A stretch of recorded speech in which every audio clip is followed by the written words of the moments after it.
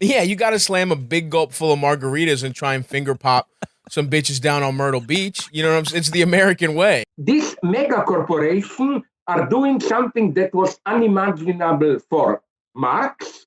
They privatized or are privatizing our commons. They don't privatize directly the products, but the very medium in which we communicate to exchange products, ideas, you use Bill or Gates as the whatsoever. primary example of someone who, like, he makes money not from creating Microsoft. Yeah, but, Bill Gates or Zuckerberg, Facebook, and so on and so on. So I think one has to be more precise here. What the source of their extreme wealth is not the classical profit, it's rent. If we today are talking, we in different ways, I don't know how it works with Zoom, but with others and so on, they get a profit for this. They own the very common space within which we interact now. And now the catastrophe is this one, that this neo-feudalism of the new masters, and it's really, this shocks me too much how these figures are, even in the big media, more and more accepted as our feudal lords, but in a very traditional way, that they are presented even as wise men advising us. For example, I was shocked when recently Bill Gates said, we will have to organize differently our pharmaceutical companies so that everybody, even in the third world, will be vaccinated, blah, blah, blah, blah. My shock is, wait a minute, what does this guy know? He is not a medical specialist. He is not an epidemiologist, or even with other economic talk. These guys really function like these new wise persons, and who is much worse than Bill Gates, for me at least. Did you all, you, William, Matt, but also our public, I hope it's worth listening to. I am doubtful about death penalty, but in this case, I said, my God, maybe death penalty should be used. Mark Zuckerberg presentation of his meta. Yes, the metaverse is, oh man, we had a whole episode about the metaverse. Isn't this a kind of a feudal manifesto? I'm not hungover like you guys are, but I think it's more like an enrichment exercise. Right, yeah. You guys are like disabled gibbons, and I'm the zookeeper. All right. What's a dance you would do in like 1895? Just sort of like playing the ham bone, like on your. Yeah, I think dancing was mostly illegal in the United States in the 1890s. That thing where you just gently hold hands, but like press your hand with your beloveds and rotate in a circle slowly, and then weave in and out of another group of young people who are also it's gently holding hands with each other. Yeah, you form an arch with two people in their hands, and then other young people walk and run under the arch that you made with your beloved. The dances back then were probably called some bullshit like the butter stuffer. And it's like you're pantomiming like stuffing butter into a barrel. Yep. So that's All the let's say kids are doing that's it. that's the dance. He's like, oh, I was like, I really like before I like really discovered politics when I was president of the United States and committed several imperialist acts.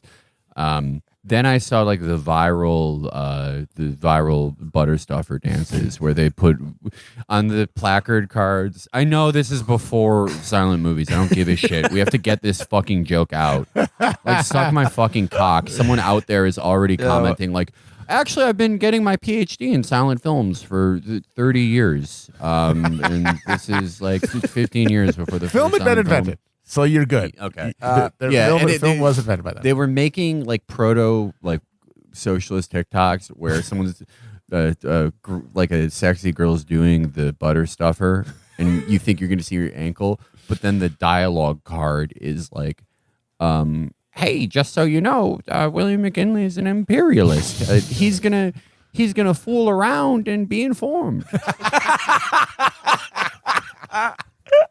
One of the funniest things I've seen on Twitter recently is when Hessa from Seeking Derangements looked up all of like the most popular songs in America from the early 1900s, and the titles of the songs were fucking killing me. The one I can't get out of my head is "Let's Take an Old-Fashioned Walk Together," and then there is "Ireland Must Be Heaven because my dear mother is from there." Isn't that? It's God, crazy. music sucked so bad until they let non-white people get in on it. Yeah. No, when Protestants were in charge of the music, it was pretty bad. Same thing with the comedy. Like when comedy was Protestants, you could literally become the most famous man in America for putting the wrong shoes on your feet. He writes, "I know how I am supposed to feel about Let's Go Brandon. Mocking the president this way is uncivil, a sign of the collapse of the once routine public courtesy, etc., etc. How I really feel about it, though, is that it's fascinatingly serendipitous, seriously funny, and intriguingly fecund. from that one meme, others are being born." Okay, this guy, he does not understand Let's Go Brandon. Not at all. Get your This guy- bullshit fucking SAT language out of here. This guy, he's never said "Let's Go Brandon" in his Not life. one time. He's never. Yeah. I would be surprised if he even had a chuckle to himself when he looked at a gas prices and there's a sticker with an arrow saying "Let's Go Brandon did this." No, He doesn't even own the stickers that you can put in empty supermarkets that say Brandon is responsible for this. He's never blamed anything on Brandon.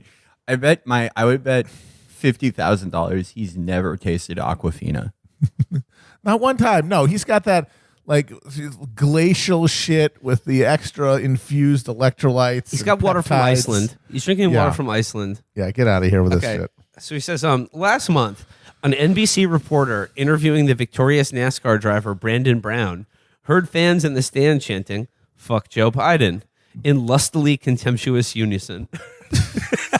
That is true. That is true. Okay, he understands the libidinal, the lusty forces at work. Yeah. Because it means like, let's go, Brandon.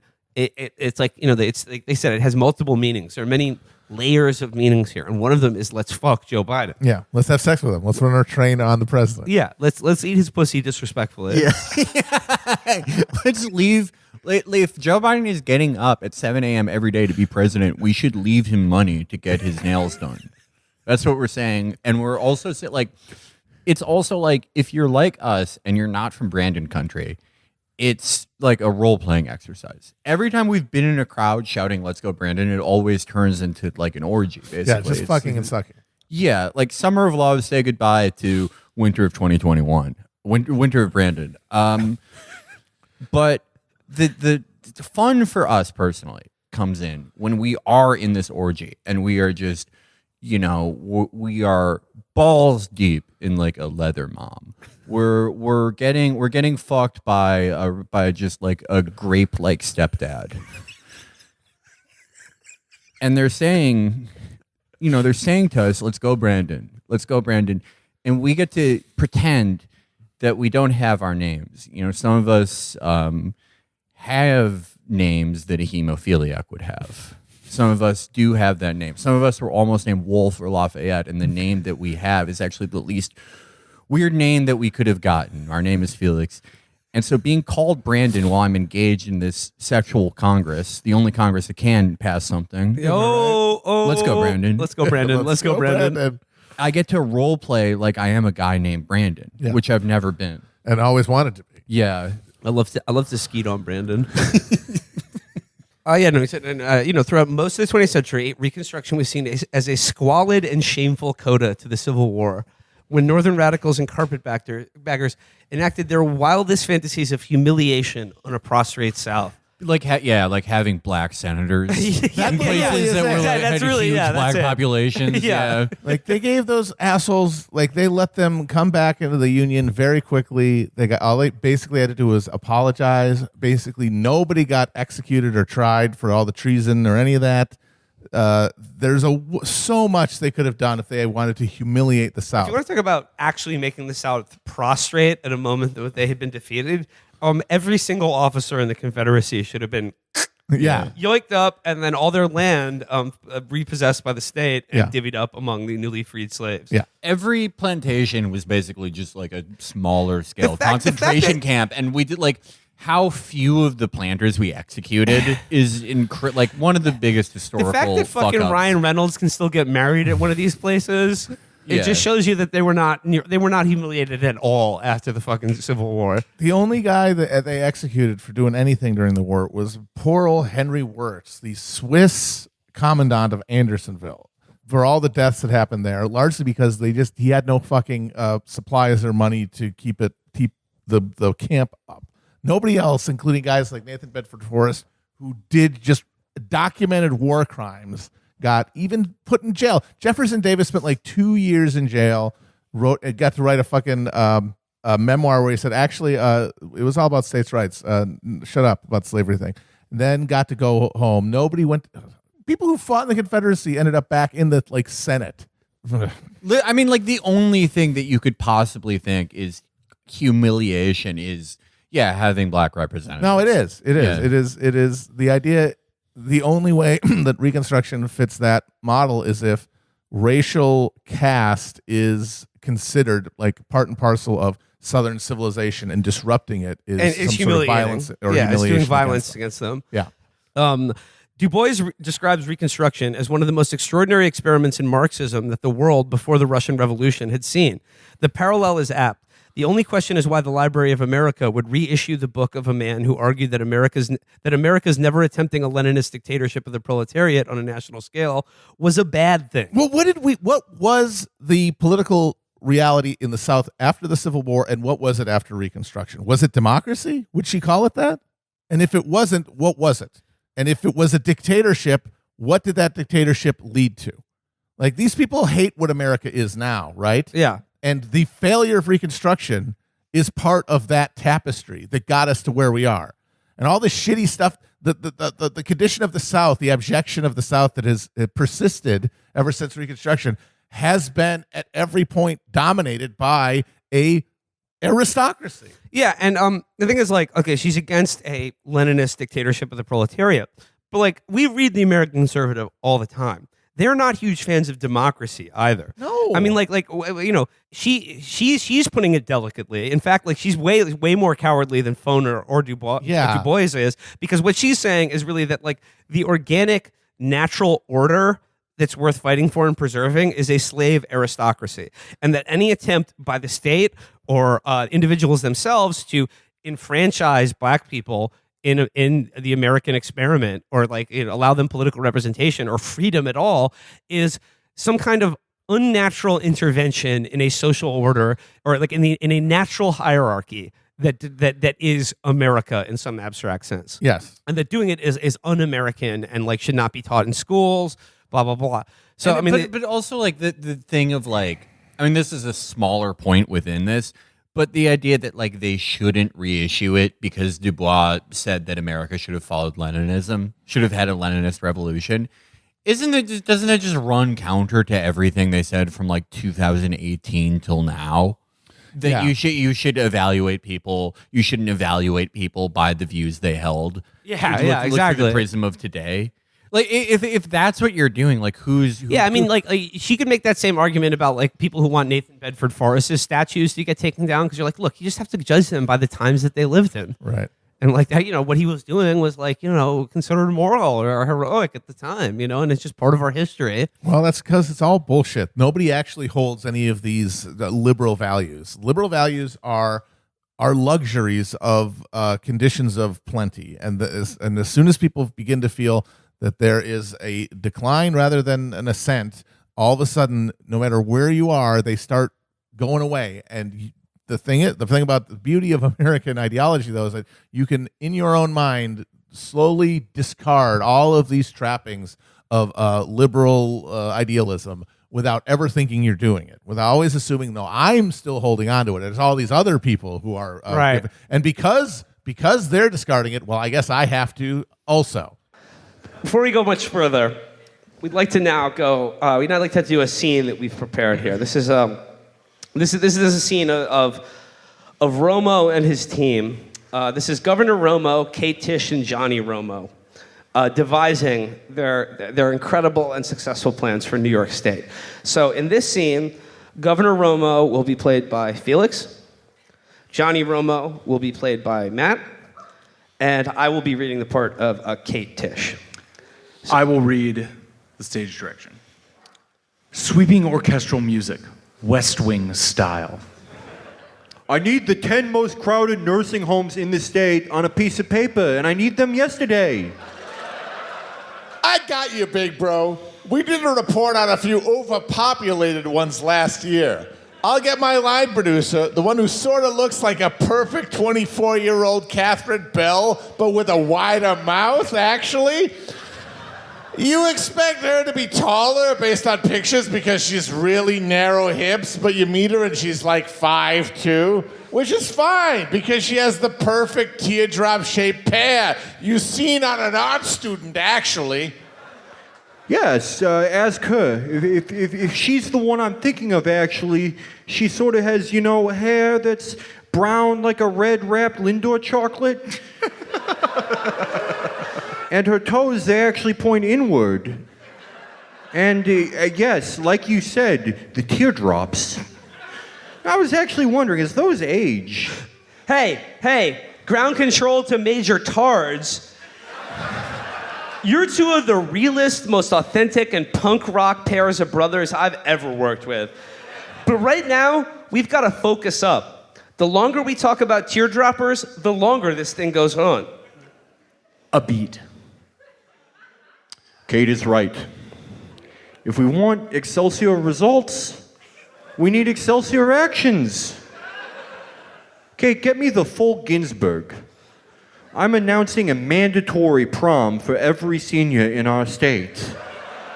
We're going to commandeer National Guard troop transports and Ospreys to bring them all to Madison Square Garden, and we're going to close every window in the building.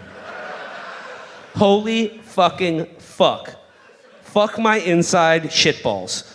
You magnificent motherfucking bastard and a half. That's why he's my bro.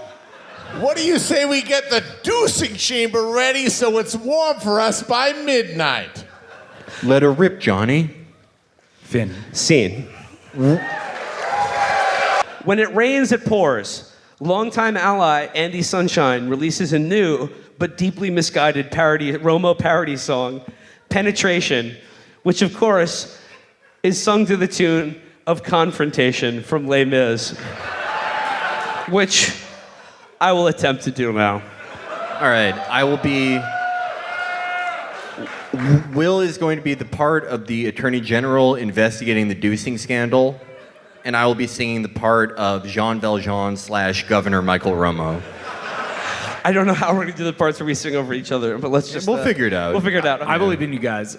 I think you can do it. Okay. Here I am. I'm as Javert / Attorney General.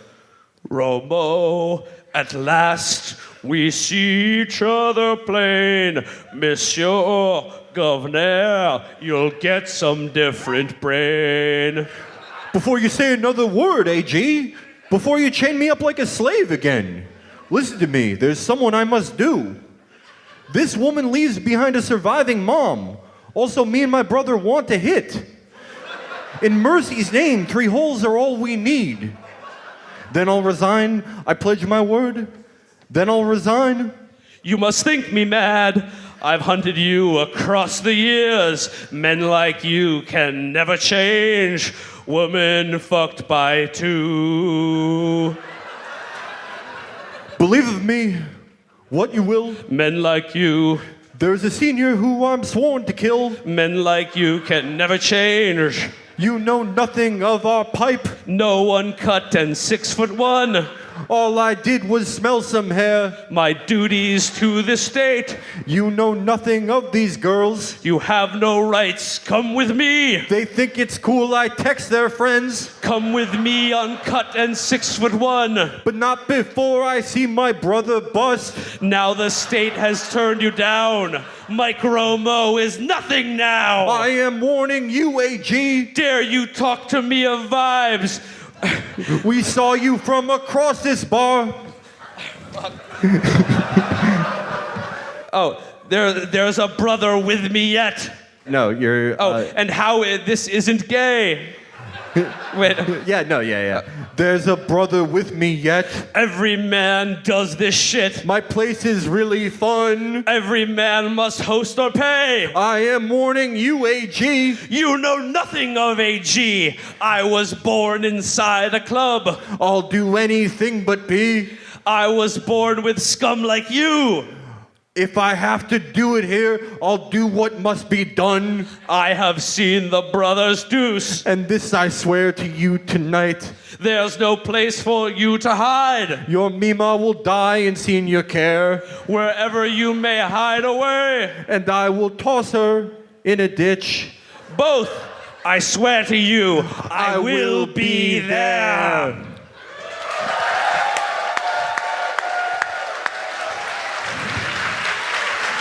As long as we're on the subject of just sibling threesome related Les Mis parodies, I mean, another one did come to me, and it goes a little something like this. Look down, you'll see your brother there. Look down, don't look him in the eye. I had a beautiful mind style breakdown trying to find a way to make stars about brother deucing. I hallucinated an entire life for myself in 3 days. I just can we give it up for Will and Felix for doing that? Did they miss? Did they both do that shit so well? Come on. This came out a few days ago, but everybody today is the day that everybody wanted to get mad about it. The Biden statement. You guys want to just go off about what the White House said in that press release? So what they said was, we are intent on not letting Omicron disrupt work and school for the vaccinated. You've done the right thing, and we will get through this. For the unvaccinated, you're looking at a winter of severe illness and death for yourselves, your families, and the hospitals you may soon overwhelm.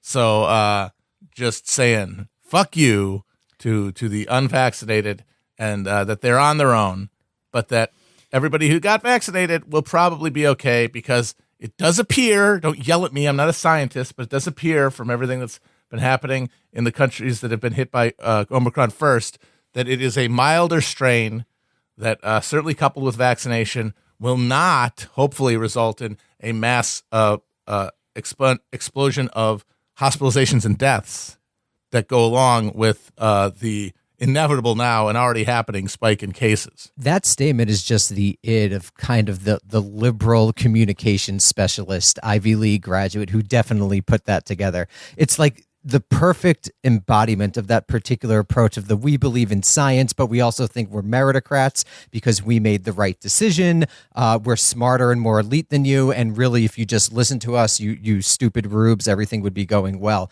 Because I mean, I imagine that's the communications team who's coming up with that, right? This is some Biden Ivy didn't write League that shit. person. I don't think Biden was at his desk. He wasn't writing that. So it's just It would be very funny imagining him in the Oval Office being like, "They're gonna get sick, Mac. They're gonna die. I don't even care." Yeah, and you know what? Honestly, this is why I like that statement. That's why I think it was actually the right thing to do, because yes, that is the id of professional class liberalism. If you do the right thing, you get rewarded. If you do the wrong thing, you're punished. But given the state of America's response infrastructure to COVID, given the fact that we are not in any way prepared to do any of the massive lockdown stuff that people imagine might halt Omicron spread. And by the way, if we tried, we wouldn't be able to. There's no way that people would, because to have a lockdown, you need social buy-in. It cannot be enforced by the law. It's enforced by people deciding it's the right thing to do, which you had plenty of that in March of 2020. There is none of it left. So there will be no lockdowns. It's like it is not a thing that this government at this point is capable of. So if that's the case, if we're all just going to have to grin and bear it as Omicron just overwhelms us and gets all the nooks and crannies that were avoided by the previous waves, well then, what do you tell people? Do you lie to them about how much their suffering means to them? Or do you say, look, there's going to be the saved and the damned, and which do you want to be? It's at the very least, it's a communication for the first time. It is not just some anti-speech that exists to completely obscure reality. This is where we are, and you can accept it or you can try to fight it. But what you cannot do is demand from the government that they put any other spin on this, because at this late date, there's no other spin to put. Yeah, I don't know, like, any critique of it that you can make is like, I guess there are better ways to do it, but at this point, like with everything else with COVID and especially with Omicron, it's way too late. Yes. Like, okay. So you could, I guess, theoretically, not theoretically, but definitely in all avenues have done a better job communicating with this since the beginning, right? But the idea that there has to be a Fauci, like a guy who has a dual function as both like the chief salesman of U.S. medical systems and pharmaceuticals and like the leading public health authority, the fact that that guy is so important is because for most Americans, like, look, I bet doctors poll high. I bet it's one of those things that poll high. I bet a lot of people respect them. But in practice, doctors, to a huge slice of Americans, to tens, if not hundreds of millions of them, are a guy you see once every 3 years who like tells you you're fat, and then you have to pay a certain amount out of pocket. So having a doctor, just their doctor, much less a doctor, be like, oh, you should take this, is not going to work. You have to have this guy in this role. He's going to be on TV all the time. By virtue of him being on TV all the time, and by virtue of the kinds of people that are telling you what to do, some of it right, some of it wrong, just by function of us not knowing what this was for the longest time, that is going to be inherently politicized, and you'll end up here.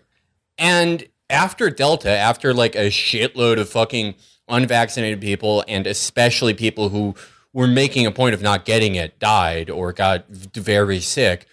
I mean, what the fuck can you say? What the fuck can we say or do at this point? I mean, it sucks. That's what I don't understand about the revulsion of this. I think, as is often the case, what people are really revolted by is, just where we are as people and our inability to live any other way. But they have to express it through like discrete events. And in this case, you have this statement by the White House, and they are horrified by its bluntness and by its smugness and by its cold-hearted rejection of any duty of the government to act on behalf of its citizens.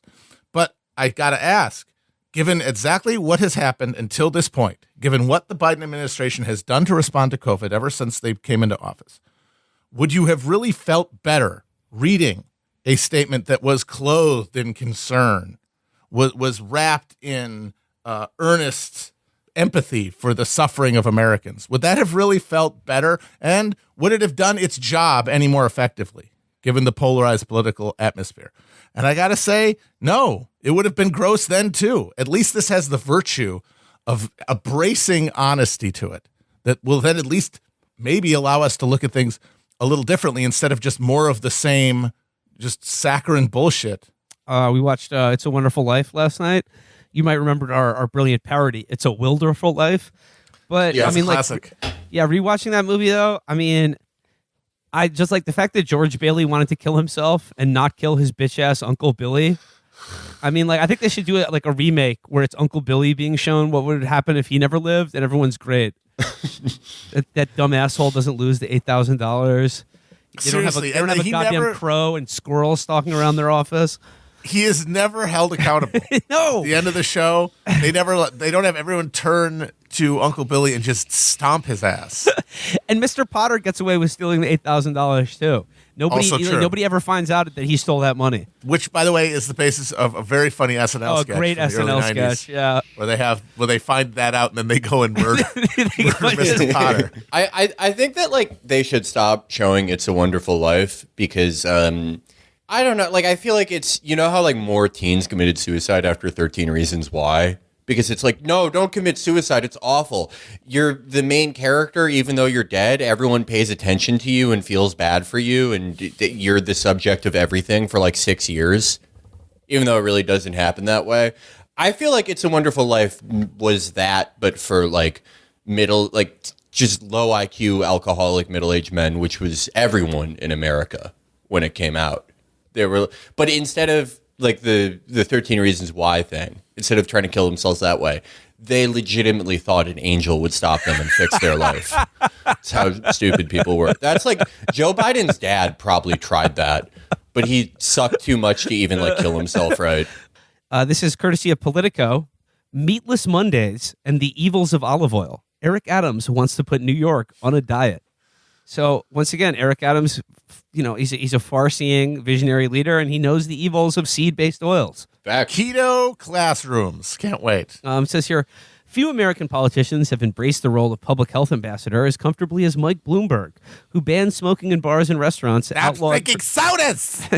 outlawed trans fats, and unsuccessfully pushed to restrict soda size. The former New York City mayor was so content in that role, he once performed in a charity show as Mary Poppins to spoof his nanny persona. Now New Yorkers have chosen another wellness zealot, following 8 years of a mayor who largely avoided the thorny intersection of health mandates and personal choice until confronted with the COVID-19 pandemic. I mean, I will say that about DeBungler. I mean, like, he was always happy eating a big old slice of pizza, having a classic New York City hot dog, just like, bagels, things of that nature.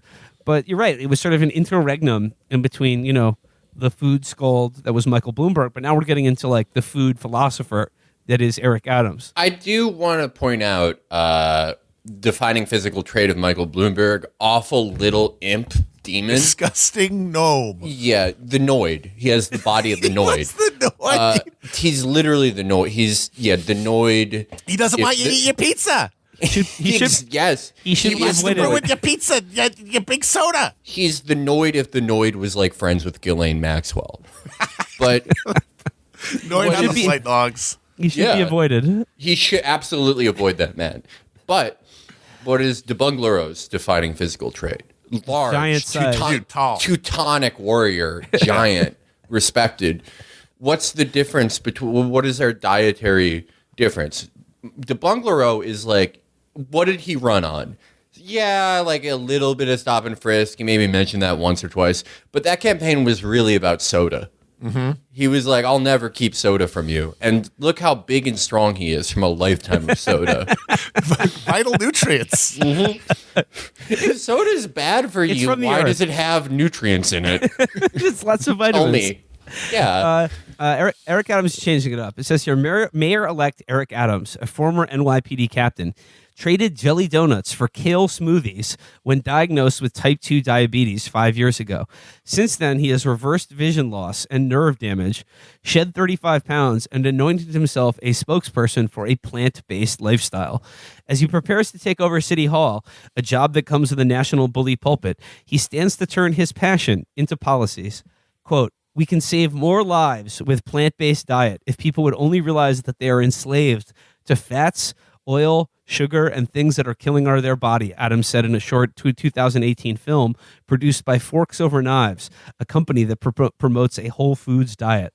Forks Over Knives. So it's like if you have to eat a meal with a knife, is bad for you. Agreed. I am just off instinct. I am going to say that Eric Adams is lying about 98% of what happened. Yes, 100%. Yeah, lying about 100%. Probably, yeah. I don't even think he was diagnosed with diabetes. I don't even think that happened. Would bet, if I could bet, I'd bet he was not. No. They probably told him something about how, like, blood sugar's a little high. Might have to check that. And he's like, I'm going to save my own life. Well, yeah. That's what happened. And then he was like, who knows? Like he like had pink eye, and then he ate broccoli for 4 weeks and was like, I cured my blindness. Following months of false claims by President Donald J. Trump that the election had been stolen, a large mob violently stormed the blank on January 6th to take over the halls of government in a shocking display of violence that shook the core of American democracy. Was that the Capitol, the Supreme Court, or the White House? This quiz is for babies. This quiz is for fucking babies. No one who, if you don't ace this quiz, you don't really fuck with articles like I do. I'm an article head. Hound that you claim to be. Oh wait, sorry. This is the weekly news quiz for students. So, no wonder our students are so stupid. Yeah, this is their news quiz. Yeah, Jesus. Yeah, but January 6th. Not much more to say about it. The funniest day probably of all time. Absolutely the funniest day. And the more I will just say this: the more afraid you are of January 6th, and like when you see like some Capitol Police officer being like, "Ow, my tummy, it hurts," and you're like, "This is the saddest day in American democracy." I think like the more afraid you are of it, the more it betrays your FOMO, the FOMO that we all have, because it's just like, what rightly morally ordered person in this country? I don't care like what your political point of view is, but like, what decent person in this country doesn't fantasize about burning the Capitol to the ground every day? Like, you cannot be horrified, I'm sorry, by the prospect of our beloved representatives being hounded by actual citizens, kicking in the fucking door of their corrupt temple. That is not something to feel. How could you feel sympathy is what I want to know. How can you be like, oh God, those poor people, that poor building? Like, that part of it. And you can't go on and complain about how evil Nancy Pelosi and the leadership of the Democratic National Party is when you're like, oh, like some guy farted in her chair. Yeah, don't care. It's just like, I love it when people try do that. Don't you want to do that on some level? I love it when people try to guilt you into it, and they're like, "Do you realize that Mark Warner thought he was going to die? He should feel that every day. He should I feel want him to every feel that single day. every day of his life." Acutely. Yeah, like the tragedy of it, the thing to be sad about is that the thing that actually got people to do that was not any of the real horror perpetrated by this government or by those people, but by their participation in a fucking online creepypasta about the United States government. That's what it took to get them in the fucking door. Yeah. Was them turning themselves into Slenderman believers from spending too much time on Facebook. They went there 5-10 years ago to like upload some pictures of like their trip to Cabo and like comment on like their hot coworkers' pics, and then 10 years later they are literally storming the Bastille. But that's the only thing that has the power to do that in this country. Yeah, real horror is that's the tragedy of it. Into the mists. That's the tragedy of it. It's like, like the best lack all conviction, while the worst are full of passionate intensity, or whatever that line is. Do you guys remember what McCarthy said, that like everyone yelled at him that day because it was such a good post? What? Like right as they were storming in, he said, "Direct action gets the goods." And people say like, great. first of all, you are totally underrating the real threat of that day. Like, there was a plan. There was an attempted coup. It's like, sure. Yeah, okay, but who was trying to carry it out? The biggest dullards on earth. And that was reflected in their like version of the Brooks Brothers riot. Wasn't like Republican operatives going to stop an electoral count. It was send all of the goofiest guys at the tailgate party into the fucking Capitol to just mill around and do selfies. I'm sorry. And then all that of means them get next sent to time prison. it's gonna work. It's like, okay, if that happens, it's because the intervening collapse of our institutions has not been arrested. It's not because of what those dipshits did in January 6th. Yeah, it's like if that same group of people, Louis Napoleon's bag of potatoes, but made up of people who caused the bar they go to have to put up a sign saying no talking to people at urinals. If they do, next time they do it and they overthrow Congress and it's like, oh, they're like passing law. They called a quorum of guys in windbreakers and they're passing laws. It's like, well, you got to hold that one. If you let them do that, you really have to fucking hold that one. It's the same thing when people go, Russia hijacked our democracy. Okay. Russia? You mean Russia in 2016? That Russia? Yeah. You got to hold that one. I like when the NSA is like, we let 50 balls through the goal. Okay, what do you want me to do about it? That's you fucked up here. I don't know. I don't see how you could post those gritty memes that we all think are awesome. Yeah, no, Like, don't get it twisted. They're great. We are Gritty's certainly wonderful. not saying that the memes aren't dank. They're dank as fuck. Yeah, no, they're danked out. They're based shitposts. But like the gritty memes where it's like, Gritty's gonna kill the bosses, and then it's like, okay, someone made Chris Coons wet himself. We need to take this seriously. We need to talk about terrorism. Shut up. I don't care. Next up, 6 Dr. Seuss books will no longer be published because of their use of blank, according to the business that oversees the estate of the children's author and illustrator. Is it confusing characters and storylines, offensive imagery, or plagiarized content? I'm going to say confusing characters. There's a lot of plot twists in Dr. Seuss.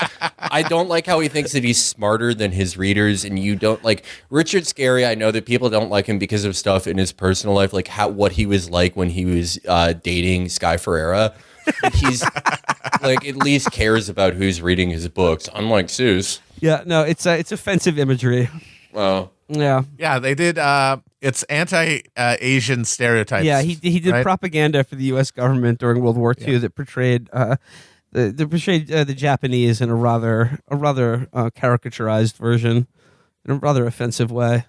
But I mean, I don't know, like our enemy. How dare he? None of those are in the books, though. I mean, these are like propaganda. This wasn't in like. Well, yeah, but I think that there is stuff that like slipped into some books. I think. Okay. I don't know. I actually had no idea because I remember this was one of the first big things to pop in the culture war after Biden got in, and people were using it as an example of like, well, Biden won. Now we get no more Dr. Seuss because you cannot win from the presidential level as a Democrat in the culture war stuff because you have no control over what you get blamed for. Like the choice of the Seuss estate becomes like an executive order of the Biden administration. There was a lot of funny conservative stuff this year with like people don't remember it now just because it's like you take in too many things. But yeah, it started with Dr. Seuss stuff, and then they like got mad at Elmo and Big Bird. Yes, they were very pissed at them for recommending vaccines. Yeah, and of course the funniest thing they did with the Dr. Seuss deal, which still blows my mind, up there with pouring the French wine down the toilet, is they decided in spite to buy a bunch of Dr. Seuss books from the same estate that had banned the ones that they wanted to keep. I mean, they literally put money into the pockets of the people who had actually done the thing that they were mad about, like some sort of unholy reverse boycott.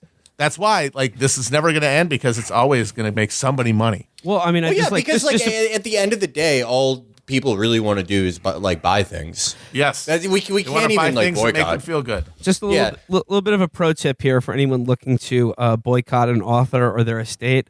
If you want to steal from writers, buy books from used bookstores, or as I like to call them, the thievery emporium, run by thieves and criminals.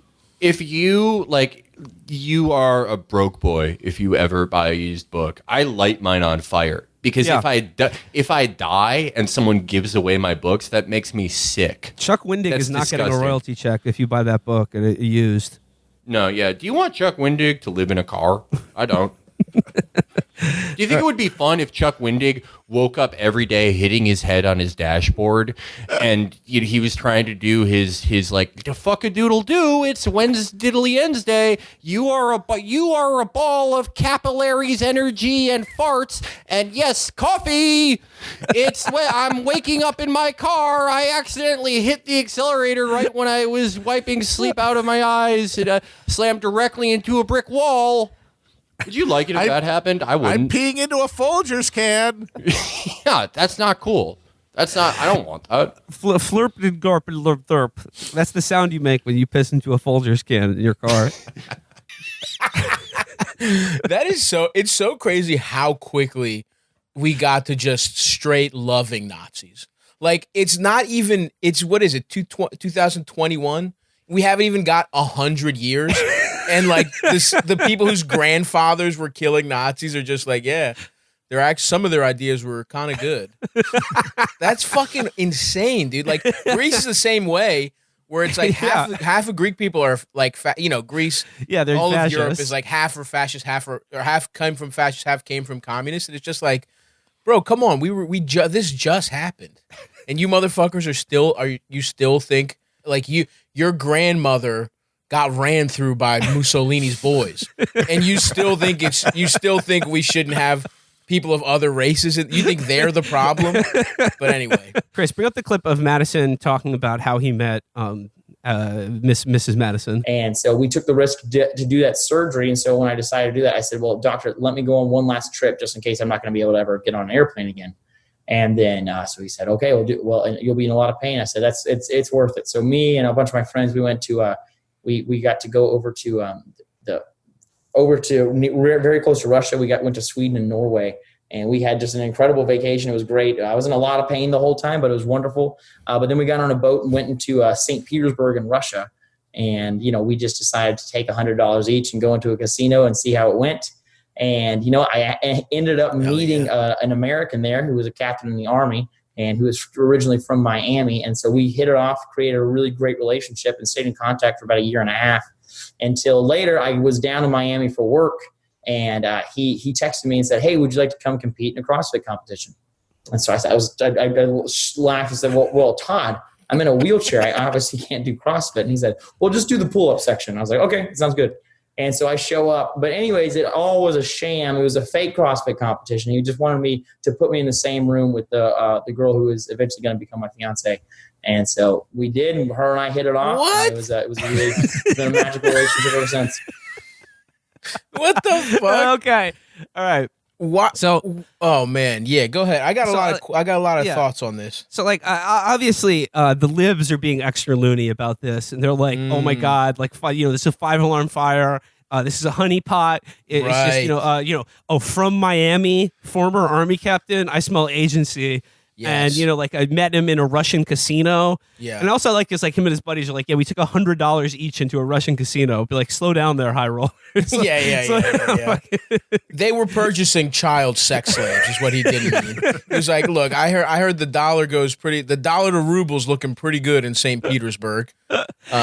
So damn. I mean, they're all setting this up he was groomed to have some sort of spy be his wife, and and now that Putin has elected a wheelchair bound congressman to some district in North Carolina, his plan has been achieved, and the wife, she's going dancing, she's ditching Madison. Okay, of course, but I think everyone who is making fun of Madison for this is secretly jealous that they don't have the type of friends that they met in a Russian casino who would create a phony CrossFit event for a paralyzed man so that they could meet their future wife. That is bro shit. Dude, okay. A couple great things here. You're absolutely correct. There's one angle which is like, this is just a really, really good friend. Who's gonna get a bunch of jacked people in a room fucking doing pull-ups so Madison feels great. But the other thing is, if this is a lie, first of all, your friend can't just be like, hey man, there's this girl I want you to meet. Let's go get drinks. Like, is this like, and he like, you're not interested in that, Madison? That's not something you're like, he's like, yeah, dude, there's this girl. Yeah, I know you guys are going to hit it off. But then also it's like, if you're going to lie, if you're going to do a sham, then why would you pick CrossFit for a guy in a wheelchair? Why would you have to qualify your lie? I don't fucking understand that. And it's also like, what do you mean it was a sham? Did it happen at all? Do they have a couple guys there just lifting? Like, what? I want to know how much of a sham, how deep this colonel from Miami or wherever the fuck he is went in on this. But that is so fucking funny. This one is titled "The Elephant in the Family." I recently got married and just spent my first Christmas with my partner's family. One of my mother-in-law's traditions is buying everyone in the family the same gift from the store where she works, an outdoorsy lifestyle brand. This year, she chose to buy everyone coats from an expensive brand that stops at an XL. I'm plus-sized, and the coat didn't even come close to fitting. She prefaced giving me the gift by saying she worried it wouldn't fit, then had me try it on in front of everyone, which was humiliating. To top it off, several members of the family have recently lost large amounts of weight, and their weight loss was celebrated by my mother-in-law. All day, fat people were derided as unattractive, while fitness and thinness were held up as the ideal. I spent a good chunk of the evening hiding in the basement crying. I feel like I quite literally don't fit into my spouse's family. If this were any other relationship, I would explain to her that I would prefer that she not buy me clothing as her store does not carry my size. But she is extremely petite and is of the belief that fatness is the result of a lack of willpower. So I really don't want to open that conversational door. What can I do to prevent future miserable Christmases? Wow. So I'm sorry. This is a woman or a man? I think a woman. I'm not sure though. It doesn't really. The crying. I hope it's. I mean, not to be not to be, toxically masculine. I hope it's a woman. If someone like a man crying because his coat didn't fit, I'm enlightened and everything, but that's tough for an adult to be doing. Yeah. Yeah, that's obviously brutal because there are plenty of these dumb bitches that think that think they're being nice. Like she probably thought it's like, this will be good for her. But also, this is on your fucking husband. Let's be honest. If you know what I mean? Like you can't be, obviously the mom is a dumb bitch and for not even thinking this through, especially your first Christmas. You be thinking about, you would think if she's a good mother-in-law, she would be particularly thinking about, first married Christmas, whatever. But yeah, you can't, this isn't on you. This is the whole point of marriage, is there's some things you can just dump off on your spouse, and letting him handle his dumb bitch of a mother, that's number one on the list of things that he should be handling. Yeah, like in all advice column like questions, like one of the most common like thing that people are seeking advice about are in-laws, and the answer to virtually all of them is it's not the in-laws' fault. It's your bitch ass spouse for not like controlling their parents. 100%. Because like they're still afraid of their mom or dad or something, and they can't. They go, like, it's just the way they are. I can't tell them otherwise. Yeah, and that's brutal. I mean, if you're an adult who can't tell their parent they need to chill out, that's almost more disappointing than having a mother-in-law that gives an inconsiderate gift. It's like, oh no, my husband is a bitch. Like that. The mother-in-law was like, oh, like I'm getting her the biggest size, but like I know it's too small for her, but like or him. But I'm giving them this as it's like something to work towards. Yeah, is sliding into this like athleisure brand coat. And I can tell you, as if putting myself in that position, I would just be like, I would be like, wow, thanks, and just never wear it, and just put in my mind, I'm like, that's a tally for Cynthia is a dumb bitch. You know what I mean? Like I would just, but then you can't let it. I mean, I'm guessing it's a woman.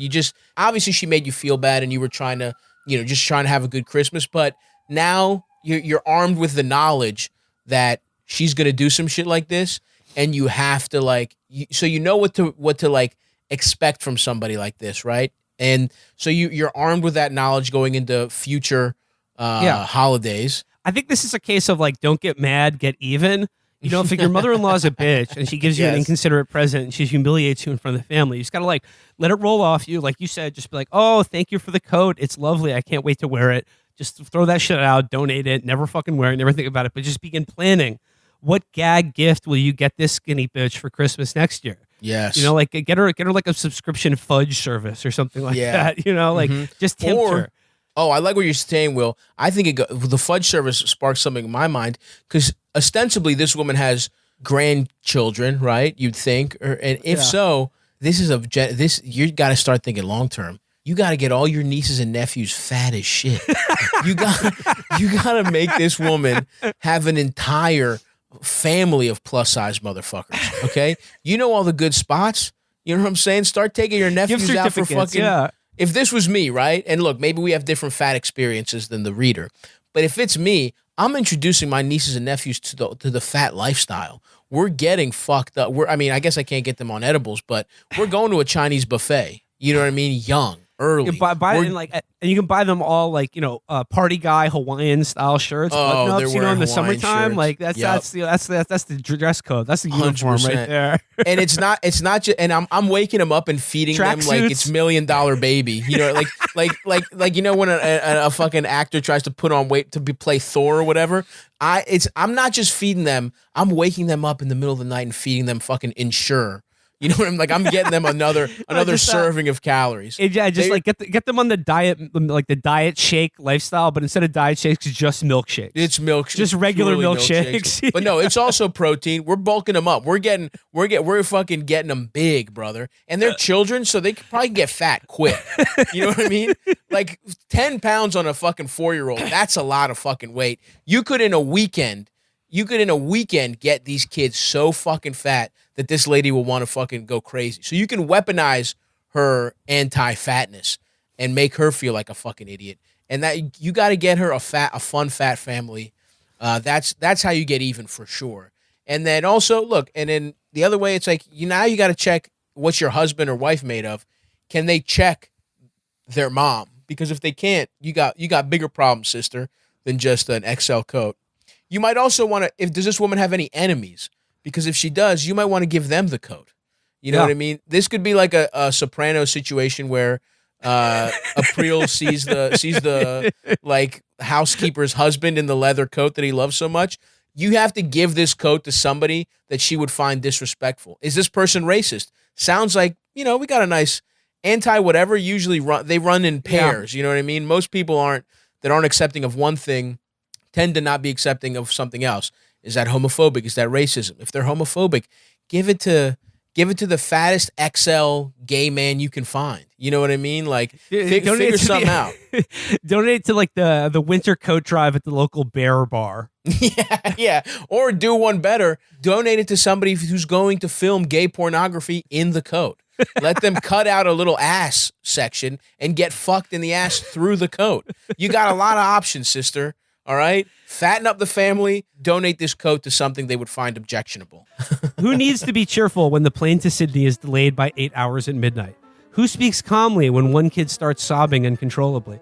Who pretends that Doritos and almonds make a fun late-night dinner at the airport newsstand? Who manages all of the reservations and the money and the plans through a jet-lagged haze once we finally arrive in Australia? Who books the flights and ferries and researches the eco-friendly island retreat on the Great Barrier Reef? Who talks cheerfully through each unpredictable tour, through each Australian town full of unpredictable Australian relatives her husband hasn't seen for decades? Who engages in the 105th hour of an ongoing discussion about Bill's bad knee, which includes speculation, revised imaginary diagnoses, and in-depth analysis of a level of pain that she herself would file under not worth mentioning at all, ever, not even for a second. Damn, bitch. And when we arrive at the island in the Great Barrier Reef, the one populated at this time of